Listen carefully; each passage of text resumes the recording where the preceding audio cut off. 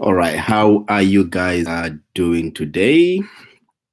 Um, we are here strictly to talk about harm reduction. This conversation came to my mind because working in the addictions world and coming across people who are using alternative methods of substances has raised high level of questions on whether harm reduction is good or harm reduction is bad. I think what people need to understand about harm reduction itself is that it's more than just safe supply of needles and safe supply of equipment to use for drugs. What my understanding and what I want to share with the world is that harm reduction has gotten huge negative review, and unfortunately, the review of harm reduction is from people who don't quite understand why harm reduction is so. Um, I think it's fair for us to try to understand why harm reduction is an option, and why it's important for the society to want to use to appreciate the importance of harm reduction. I had put out a poll on Reddit, and we asked whether places like safe injection sites are good or not. And this one lady actually messaged back and said, if it wasn't for a place like harm reduction site, such as a safe injection site, her daughter would have actually maybe passed away. Why I say that is because people who are using safe injection sites, they are they are going into a place where they are given clean supply of needles. This alone is one of the things that ticks off a lot of people. Why should we give an addict safe supply of needles? Well, the reason is that the reason is pretty simple. It is so that they do not reuse needles. If you know anything about sharing needles, then you know you're passing diseases to each other. And this is something that the community in mental health and substance use is trying to get away from. We want to allow anyone who is addicted to drugs to still have hope of not catching diseases so that they end up dying from so-called natural diseases. There are diseases like, let's say, HIV.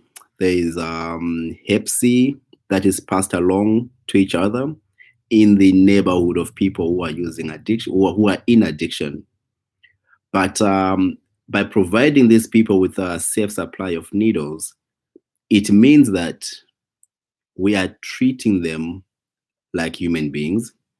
We are giving them hope in the future. If our community can explain and show people that we have hope for anyone to make it out of addiction, this is important for the person in addiction to feel cared for and loved, because then, well, they feel like they're being treated like a human being. Unfortunately, though, the way the society reacts to the idea of harm reduction is because, or it is so that let them use the drugs and let them use the bad needles, or they chose this life. And that kind of mentality is, it's unhealthy if we have any hope of people actually fighting addiction. Someone told me that people in addiction, they have lost all hope in life. So by coming together as a unity to say, we want you to do well, although you're stuck and are struggling with addiction, we want to give you hope so that when you do make it, we are here for you.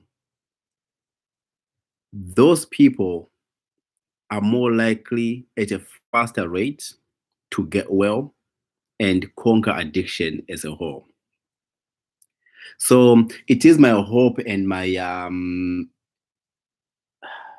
it is my hope that we can all appreciate the importance of harm reduction, especially the use of safe supplies like clean needles, giving them, you know,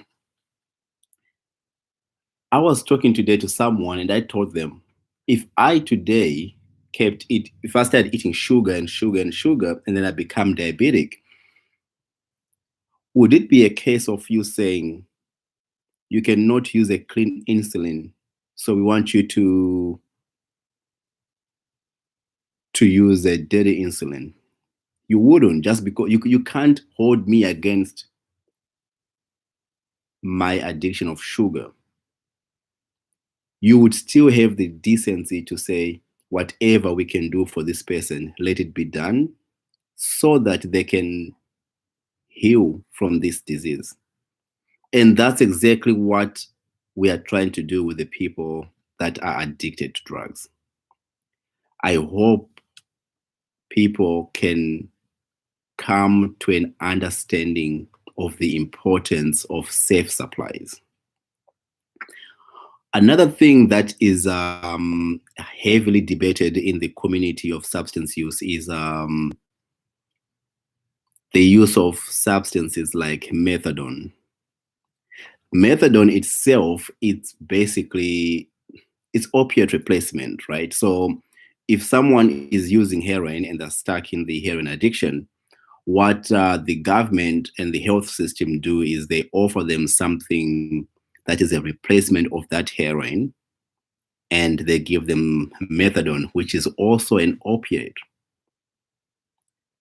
But the question now becomes, and they just getting high off the government supply? The answer is probably yes. But if they were going to get high anyway, why do you care which drugs they're now using? What I'm trying to say is, shouldn't we focus on something more important? Number one, their recovery. And number two, them having less chances of using drugs that are likely to cause overdose.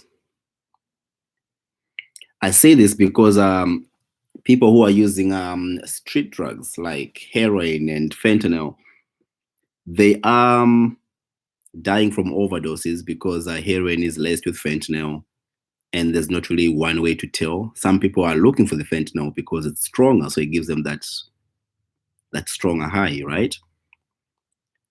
I think if my loved one is in addiction, I would choose that they opt for methadone because I know it's safe, and I know that it is number one, it doesn't have anything laced with it.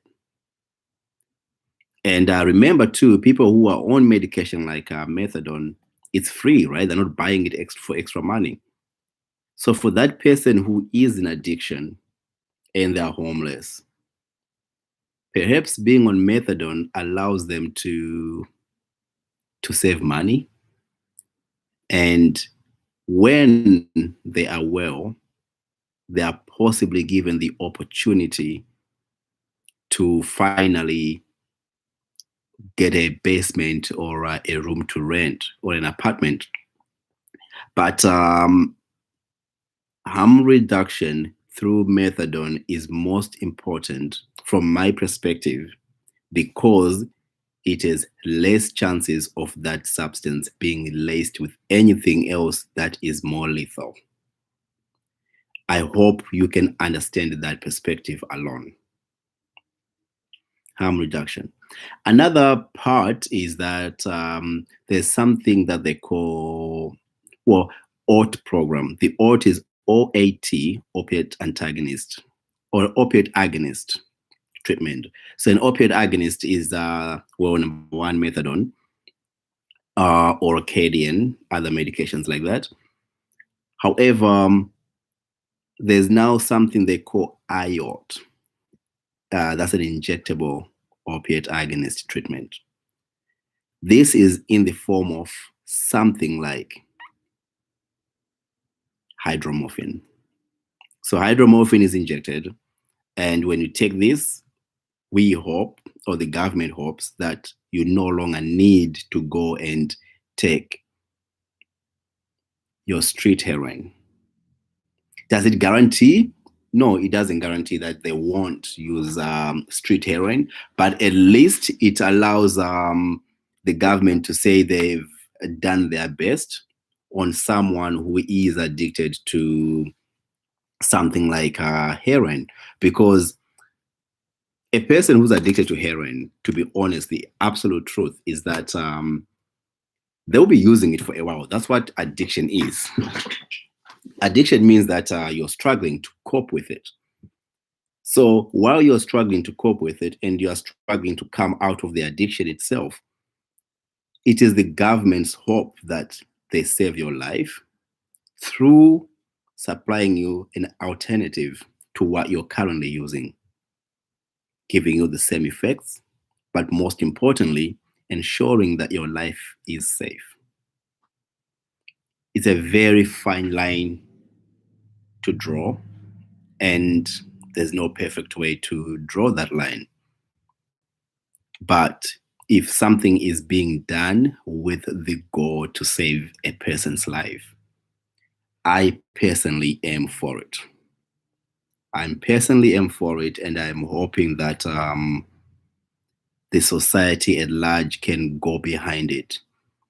Not necessarily to say that we don't care about people in addiction or we don't care about their recovery, but rather with the perspective that we are trying to avoid the overdoses. This is the big reason why some people stand behind programs like OAT, opiate agonist treatment. You can't have coffee with Kuda without drinking the coffee. So, as we continue to talk about harm reduction, another area that I wanted to get into is when I was talking to someone who was using self-injection sites, they told me that they found it very important that they were being treated with love and care when they walk into a safe injection site. That notion alone, to be greeted and to be appreciated by other people, was important for that individual because they felt like a human being finally. Whenever they are in the street, whenever they are Whenever they're in the street, they're being called junkies, they're being called addicts, everyone walks away from them. People almost nearly run away from them. This is because the society at large has considered anyone in addiction to be dangerous and not worth to talk to. However, when they walk into a safe injection site, they are greeted by shelter workers, they're greeted by nurses. And this individual said to me, when they said, "Hey, good afternoon, good morning, how are you?" that felt very good to that person because the society at large do not even greet them. So they actually felt loved and cared for by people in a safe injection site.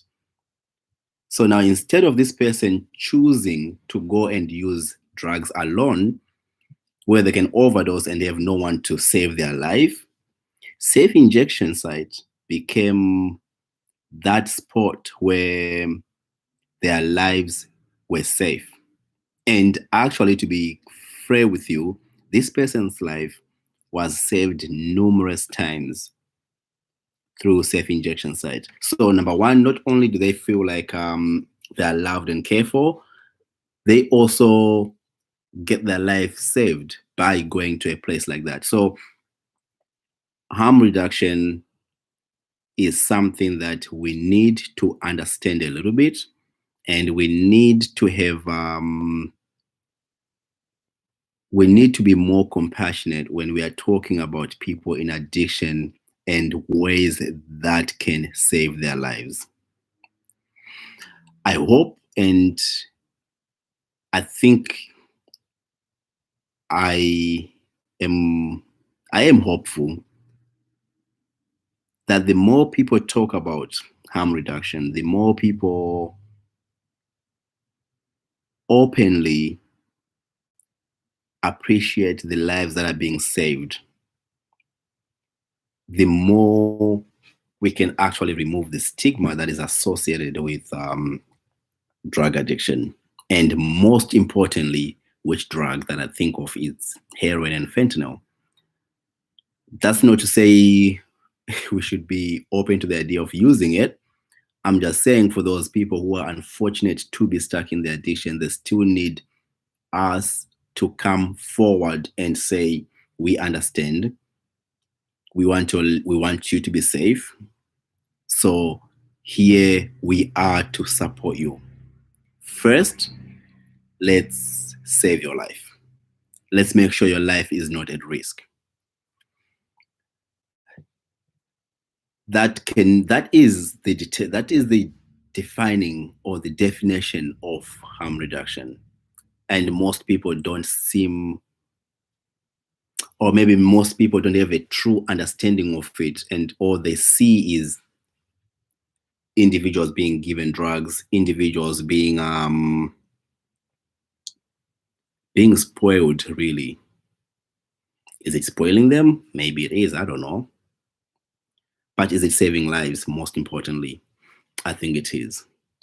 So I'll leave that one for you guys to think about. I'll leave that one for you guys to talk about. I don't really like to do live streams a lot, but since it's Easter and I'm not really filming anything today, I just thought I'd come on here, talk to you guys about harm reduction, and hopefully this can change someone's perspective on maybe just appreciating the difference that is being made. One guy that I spoke to also, he was very conservative. He's told me, he said, I used to hate the idea of people being so spoiled and being given these needles. But until his life got saved by people in a safe injection site, he then started to appreciate, and he actually started to work in that program because he realized that, well, you know what, lives are being saved.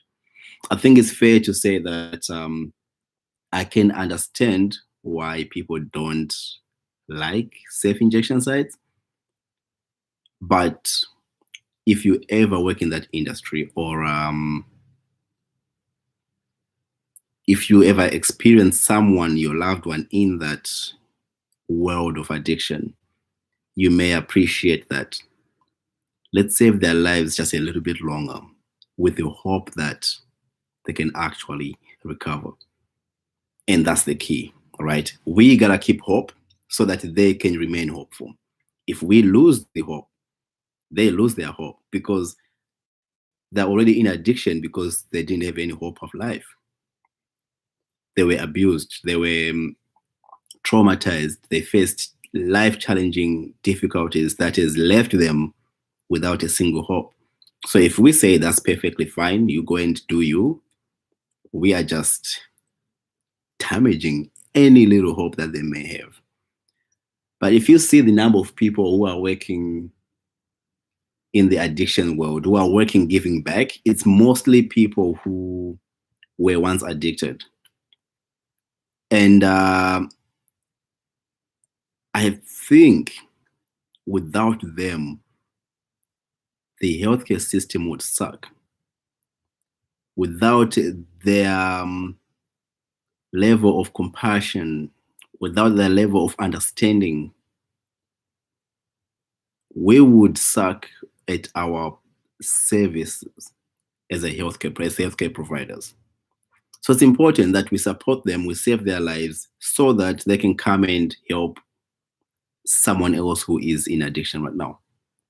That's my talk on harm reduction. It is my pleasure to be joining with you. Like I said, I'm barely doing lives, but being Easter weekend, we're not filming anything. I thought I would come and talk about something that is so important and something that is not touched on a lot. Or at least I haven't touched on it on this project so far. Maybe in the future I will. I do want to encourage you guys to watch a movie called 4 Good Days. This movie is coming out April 30th. The trailer is out right now. Check it out, 4 Good Days. It has Mila Kunis and Glenn Close. The movie basically talks about how the daughter is addicted to heroin and how the mother is just trying to support her as much as possible while she's facing this tough battle. It's a very, very powerful movie from what I can tell so far, and the trailer looks really good. I'm going to do a video on that trailer alone to break it down, just to explain my thoughts on whether the trailer is accurate or not. Because there's a lot of Hollywood movies, right, that makes everything Hollywood rather than just going to be realistic about life itself. So I definitely do break down that trailer. I can't wait to show you guys. But like I said, today I wanted to just touch on harm reduction, and one day I'll come back more prepared with more information. I think there's a lot more to talk about in regards to harm reduction, what good it does for your own community more than you may assume. With that being said, thank you so much for tuning in, and I hope you guys watched today's video by Jason. We interviewed Jason. She's a person who fought. Did she fight? She fought for a long time and almost gave up. She decided to kill herself because addiction was becoming that heavy for her. And while she was about to go for it, she decided to do it through actually heroin. She was going to inject an overdose. But funny enough, as she was about to inject this heroin, the place she was in got robbed in a way. So people broke in with guns and they held gun to her head. And she tells me that the first thought that came to her head was, I don't want to die. But 2 minutes before, she was just about to inject heroin and kill herself. She's currently actually working in a shelter supporting individuals who are suffering from drug addiction. And that's my point about helping people like that. You just never know what they can do for the community when they come back and they have their life together. She's a coordinator right now of a shelter, of a tenancy. And these discussions that she brings to the table are so powerful. She talks about being sexually abused when she was young and how that leads to it was leading to eating disorders, something that in mental health you may not quite understand, but eating disorders are a result of your abuse in the past, the anxiety levels that you faced. It's an important learning experience talking to Jason. So please check it out and let me know what you think. In the meantime, I am heading out. Peace.